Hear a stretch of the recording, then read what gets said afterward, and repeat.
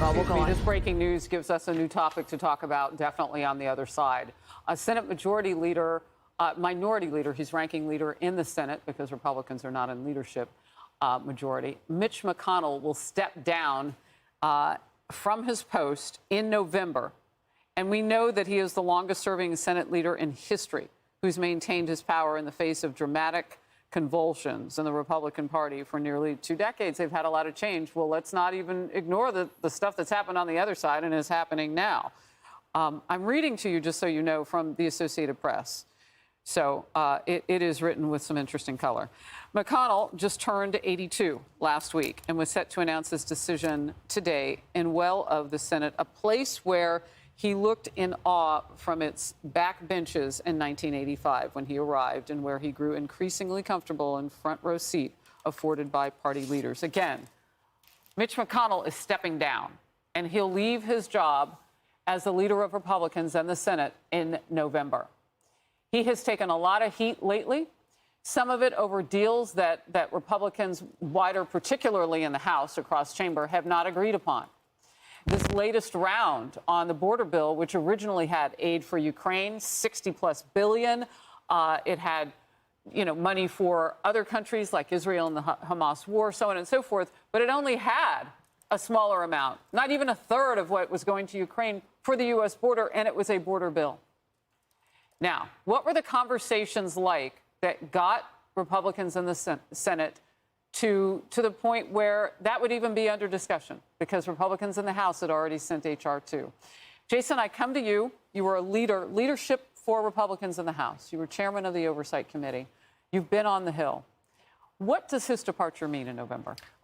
Look, he will be widely applauded for his leadership and his contributions, particularly in shepherding in very conservative justices.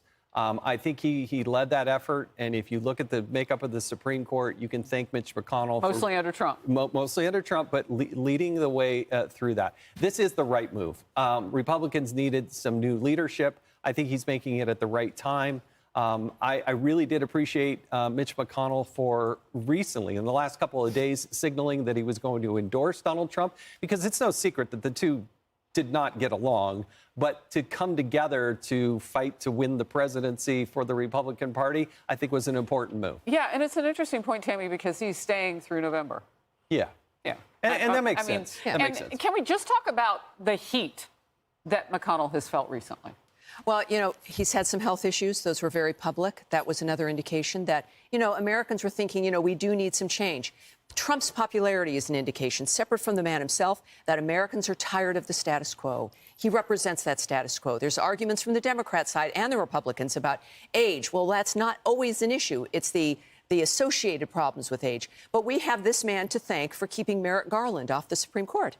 Let's not forget about the nature of power, and he's been able to wield it. What's troubled people are the problems America's facing, and when he hasn't wielded it, when he hasn't used that power to do things that were right. Because as we were discussing, we still have immigration issues. We have economic issues. We have budget issues. The dumb fight, frankly, between him and Trump.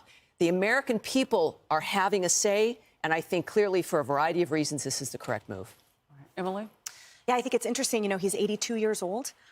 And when you look at the news surrounding him lately, it was all about wrestling with a possible endorsement. Of course, there were reports that and Speaker Johnson's sort of the nudging, as it was called, about the Ukraine bill. But essentially, people were sort of writing about that apex and saying, is he going to have to, what's the phrase, eat your hat and actually endorse him?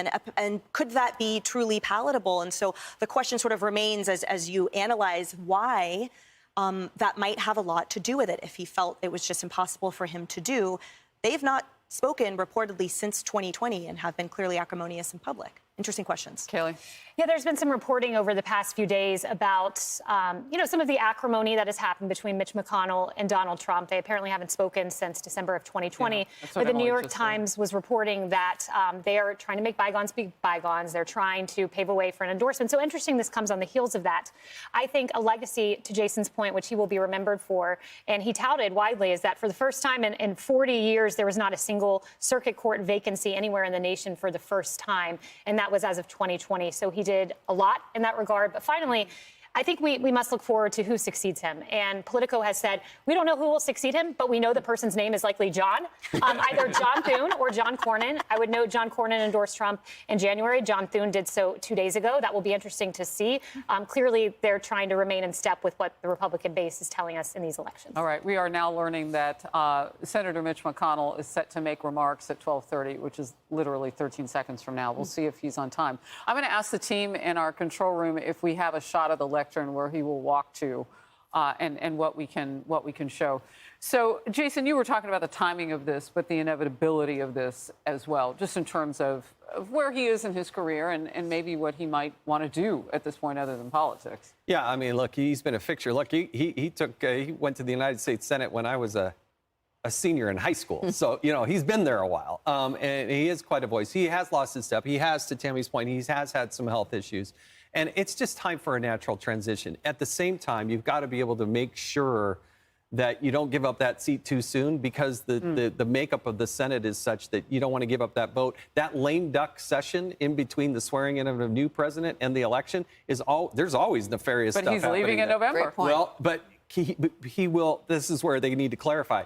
Maybe he's leaving the post as the minority leader, but not leaving the Senate as a senator. That's a big question. The AP report doesn't say that. And I'm just saying, based on what I heard, that's a question, because you've got to be able to give time. How they elect and put in a new senator in replacement is different than how they do House members. You're right. Okay, so the latest write-through says, quoting Mitch McConnell, "So I stand before you today to say that this will be my last term as Republican leader in the Senate." I got you. That was such a great point. Okay, we're coming right back. We're covering the breaking news right here on Outnumbered. Hey everyone, I'm Emily Campagno. Catch me and my co-hosts Harris Faulkner and Kaylee McEnany on Outnumbered every weekday at 12 p.m. Eastern, or set your DVR. Also, don't forget to subscribe to the Fox News YouTube page for daily highlights.